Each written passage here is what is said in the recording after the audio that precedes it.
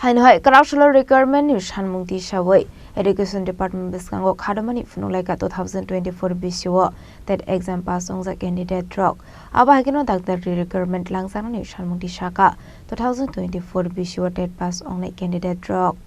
Ashlokok to Matumlarutim Biskango Oxharani Tangi Shaka Laitani 2024 Bishiwa that exam Romani Yaglo pass on Ka Borok. Fiaba Tabo Fano Boroni requirement langsagia Kohane. Abani bagai wairiwai Montri Okra Baibu Malaika Fiaba Onglia Musha Shamung Hane Abani bagai Education Department Biskango Fai Abahike Shanmungti Shanani Naka Hane Candidate ang TET to qualified jeng tini oro jini Shanmung Shani bangi khayu jeng TET clear khai certificate rok bujoto no mani paija khai pon jeng bopro jeng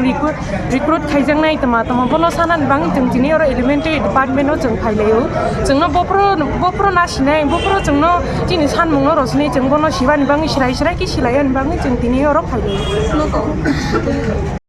সবাই মিলে একত্রিত হয়েছি 2024 টি-টেট এক্সামে TET 1 TET 2 যারা qualified candidate আছি তো আমাদেরকে pass করার পর সার্টিফিকেট দিতে আজকে 8 মাস হয়ে গেছে এখনো আমাদেরকে নিয়োগ দিচ্ছে না তো কি কারণে আমাদের নিয়োগ হচ্ছে না প্রসেসটা কেন এত লেট হচ্ছে এই জন্য আমরা আজকে এলিমেন্টারি দপ্তরের কাছে একটা ডেপুটেশনের জন্য এসেছি ধন্যবাদ ওভার এজ ক্যান্ডিডেটদের স্বার্থে এবং স্কুলগুলোতে শিক্ষক স্বল্পতা দূরীকরণে এই নিয়োগ প্রক্রিয়া অতি দ্রুত সম্পূর্ণ করতে হবে আমরা এই কারণে আইছি আর কি আরও আছে এটির মধ্যে 2024 সালে টি-টেট ইউজিটি এবং জিটি পরীক্ষায় উত্তীর্ণ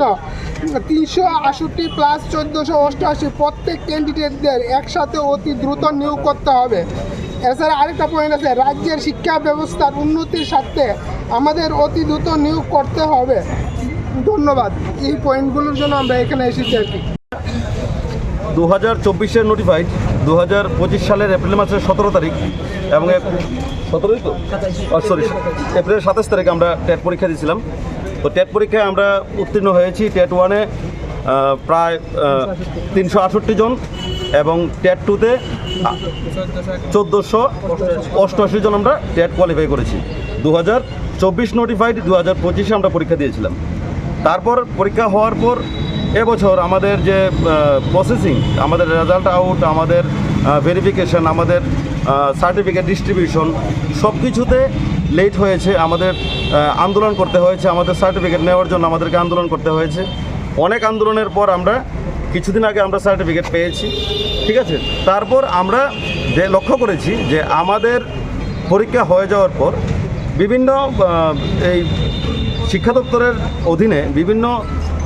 সিলেকশন টেস্ট হয়েছে যাদের পাবলিশ হয়েছে রেজাল্ট পাবলিশ হয়ে গেছে তাদেরকে নিয়োগও হয়ে যাচ্ছে কিন্তু আমাদের বিষয়টা নিয়ে আমরা রাজ্যের বুনিয়াদী যে শিক্ষা দপ্তরটা হচ্ছে দেশের রাজ্যের কেন্দ্রবিন্দু যেখান থেকে শিশুরা জন্মের পর থেকে যেখান থেকে শিক্ষা গ্রহণ করবে আমাদের কাছ থেকে আমরা হচ্ছি প্রায় আমরা 2000 থেকে কমে গেছি এখন 2000-এর মতো আমরা হচ্ছি ইউজিটি এবং জিটি শিক্ষক আমরা হবু শিক্ষক আমাদের নিয়োগ সম্পর্কে কোনো ধরনের কথাবার্তা রাজ্যের মুখ্যমন্ত্রী স্যার সহ রাজ্যের বিভিন্ন মন্ত্রী মিনিস্টাররা কোনো ধরনের মন্তব্যই ওরা করছেন না আমরা খুবই আতঙ্কিত আমরা ভয়ভীত হয়ে আছি যে আমাদের নিয়োগ নিয়ে কোনো কথা বলছেন না কেন কারণ এতদিন ধরে শুনছিলাম যে ত্রিপুরা রাজ্যে টেট কোয়ালিফাইড শিক্ষক পাওয়া যাচ্ছে না মানে পরীক্ষা ওরা নিচ্ছে কিন্তু পরীক্ষায় পাশের হার কম এবছরও আমরা পাশ করেছি 5% থেকেও কম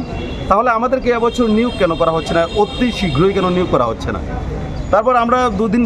পর আমরা এই আন্দোলনের মধ্যে আসতে হচ্ছে আমরা সুষ্ঠু কোনো জবাব পাচ্ছি না যে আমাদেরকে কবে